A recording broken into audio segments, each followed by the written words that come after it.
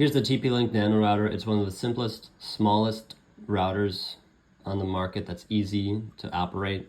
The Wi-Fi settings. On the back, you can see you want to access the TP-Link Wi-Fi network by going into your iPhone settings to find the TP-Link Wi-Fi signal that this gives off. Then you can access this through a browser, enter in the password here, and it tells you how to set this device up through the quick setup. The pros about this Nano router is that it's the next best method of connection other than a direct Ethernet cable that goes from the wall of your home to your piano or your Xbox, whatever it might be. It has simple, solid green lights on the side to indicate what's going on with this device, so it'll tell you if something's flashing, whether it's connected or not, etc. The cons are that it requires an 8-step process to configure the software to set it and forget it. Some people may have difficulties with this, but it's just a matter of following the instructions.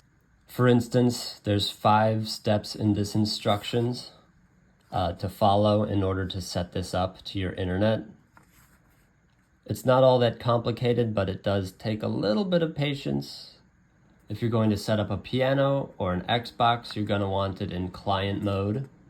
That's the preferred method of connection for this router. The other con to this device is that it does require power. You're going to need to plug this into an outlet, so it's going to consume outlet space, which is hard to come by from time to time. For all my setups, I set it up to AP range extender or client, so I put that switch down like that.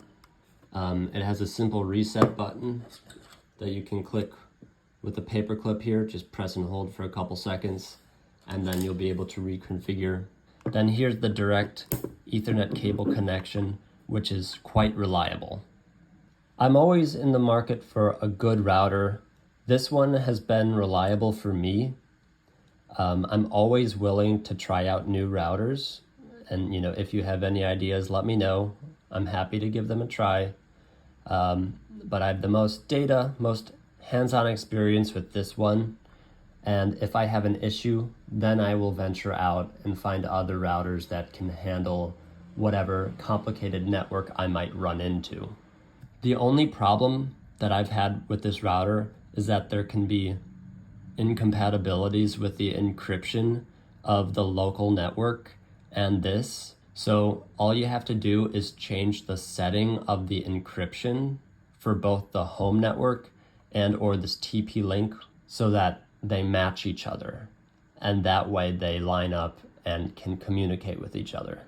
Otherwise, if you have a more complicated home network, you're gonna wanna talk to an IT professional to collaborate with them on how this device can connect to your home Wi-Fi. If you have a normal Wi-Fi network, this will do just fine in your home.